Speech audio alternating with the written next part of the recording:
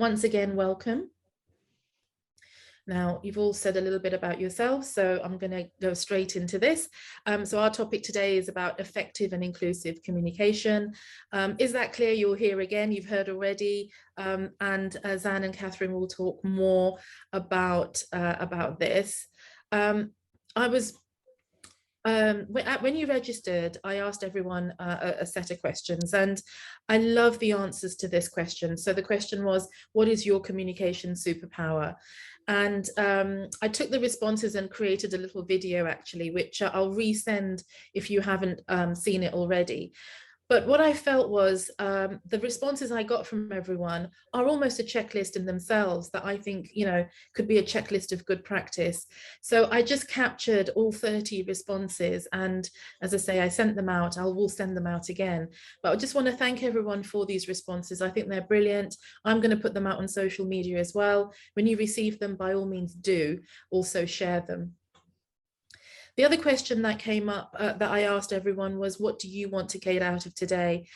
Now, we've got quite a range of responses, but everyone was talking about taking away tips, learning from each other, improving their own techniques. And interesting where the connection between the superpower skill and what you want to take, there was a little bit of a misalignment there. So what that told me is there's something here about acknowledging our own abilities and skills and having more confidence in what we can do. And at this point now, I'm just going to stop sharing and hand over to Zan and Catherine to pick up from here. So guys, handing over to you. So hello everybody, and thank you Ashan for that introduction. So as Zan said, we're co-founders of Acrobat Global, and our really mission statement is clear communication for all and fair communication for all. And we started, well, we've both got backgrounds in teaching and teacher training. We've also published authors, so we spent many years working for big publishing houses such as Pearson, Macmillan, OUP and Richmond, writing course books for EFL, English as a Foreign Language. We also wrote for exam boards, international exam boards such as Cambridge exams, Trinity exams. And then in 2019, we started Acrobat Global. And as Zan mentioned, the impetus for doing this was really something that had been sort of growing in us over the years, that all our work to that date had been about supporting international colleagues, clients to improve their English in order to be able to communicate in international settings. And it became very apparent to us that this was deeply unfair, that the burden of responsibility for communication, for effective communication, always fell to speakers of other languages, to the non-native English speaker. So that's when we decided to write our first book, Is That Clear? Effective Communication in a Multilingual World. So this is a book full of tips and strategies on how you can adjust your English in order to be more easily understood and to communicate more effectively and inclusively with international colleagues, clients, students, whatever the setting. So on the back of this book, we started delivering workshops to international charities, businesses, universities. And then, as along with the rest of the world, March 2020, all our plans changed. So our workshops were either paused or cancelled.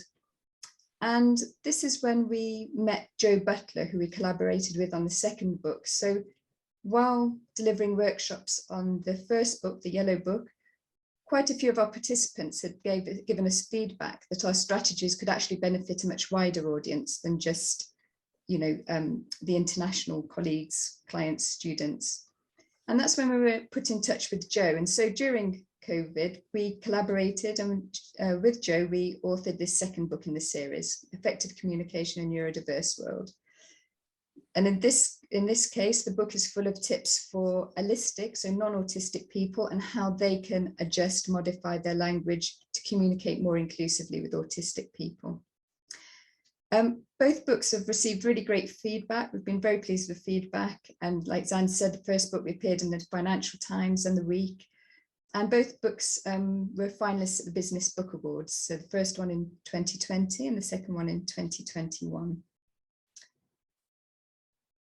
So before Zan starts sharing some of the strategies from the books, I just wanted to share a couple of reviews we had, because I think it really sort of communicates what our aim is with both books and with the training we deliver. So the first one is from Baroness Jean Cousins, British parliamentarian and an advisor on corporate responsibility. And Jean Cousins is very much involved in cross-party working groups on language policy and communication in the UK.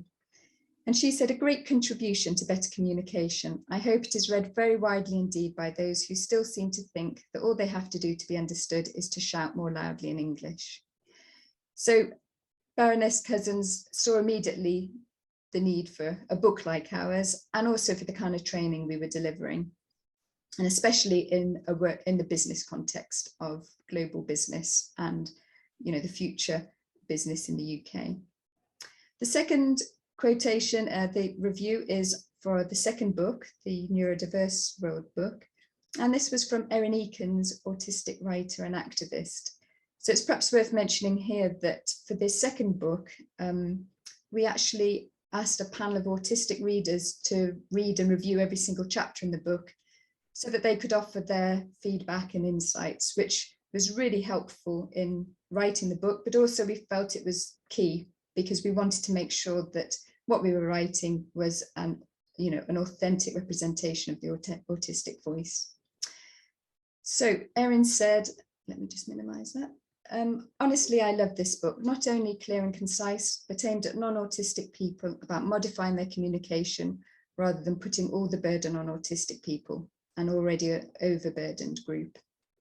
So I think Erin's quote, that last part particularly, really does, you know, speak of what we want to do with Acrobat Global. We really want to level the playing field, make communication fair and inclusive, so that the minority groups are not making all the effort. Okay, I'm going to hand over to Zan now, who's going to go through some of our tips before our first breakout session. Okay, thanks very much, Catherine. Hi, everybody. Well, you're probably here tonight because you really want to know what are the mechanics of language that make it tricky? Why is our language excluding some people from the conversation? We can only cover a few things in this forum, but we hope that you'll find them useful. And it is worth saying that what we've done is we've cherry-picked ideas from both books that overlap.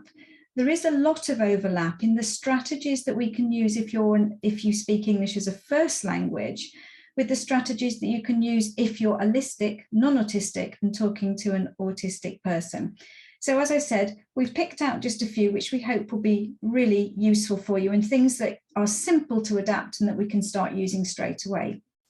And just very quickly, when we talk about adapting our language, some of us get a bit worried that we're not going to be able to do this. In fact, we already adapt our language all the time. Sometimes we're just not aware of it. We do it instinctively. We might be talking to the doctor, our bank manager, our children, family members.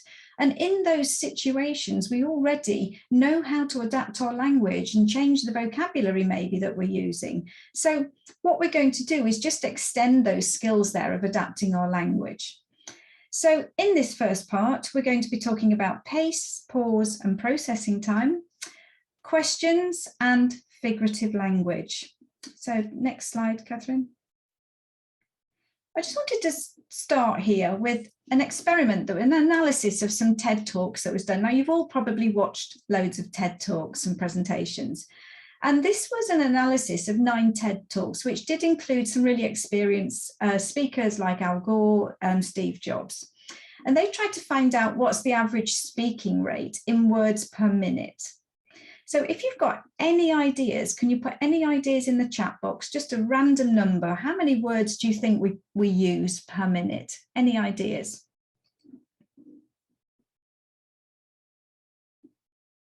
$100, great. Any other guesses? 500. Okay, this is just like Monday. We got some really varying ideas of how many words per minute. Well, in fact, the result of this analysis was that on average, the speakers used 163 words a minute. Now, in day-to-day conversation, it can vary from anything between 150 and 200. I've never actually found a real specific research on this because obviously it so varies according to the speaker.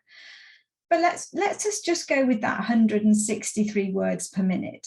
That means that when you're listening to a conversation, you're trying to assimilate between 2.5 and 3 words a second. That's an awful lot of words to try and take in, isn't it? Particularly if you're maybe neurodivergent or you're working in a second language. So what can we do about this? Catherine, next slide. Well, obviously, we know we need to slow down. That's fairly obvious, isn't it? And we've got to sort of dispel that theory that slowing down is dumbing down language, because it's not. We're actually just making things clearer, making our message clearer. But what else can you do? As well as adjusting the pace of your language, you can add pauses from time to time. It's really important when somebody is working in a second language that they've got time to process that language. Again, think of those 3 words a second that they're trying to understand. Our autistic advisor told us that, in fact, for autistic people, you should allow 10 seconds. Every time you say something, 10 seconds to let them process something. And we probably don't do that. So why? Sorry, I've jumped ahead there, Catherine. Well, you want to give your listener processing time. That's really important. But I think the other thing by adding pauses to your speech is that you're promoting active listening in yourself. You're giving yourself that chance to hear what the language challenges or abilities are of the person that you're talking to. And that's got to be your part of sharing the responsibility of clear communication. So I do think it's worth remembering, slowing down, adding pauses and processing time, because the more you speed up your language, the sounds are merging and sounds disappear. It's just very difficult to be clear. Okay, Catherine. Now, the second part of language, another issue in language which can be quite tricky for anybody working in a second language or anybody who is autistic, is questions. And that's because in English, we often make questions unnecessarily complicated. I'd just like you to have a look at those 2 questions that are on the screen now. You don't have time for a quick chat, do you? I was wondering whether you might be able to spare a few minutes for a quick chat. Have you any idea why those 2 questions might be tricky or might be challenging?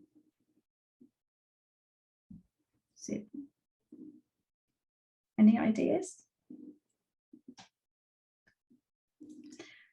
You're all a bit shy tonight, but well, obviously the second question, yeah, the first one's a negative rate. Obviously the second question is longer for a start, but let's look at that first question. As somebody has rightly said, the question starts with a negative. You don't have time. So it's a statement. It's not clear until you add that tag on the end. Yes, Jasmine, you've got it. You add the tag and your intonation changes in your voice, and then it's clear that it's a question.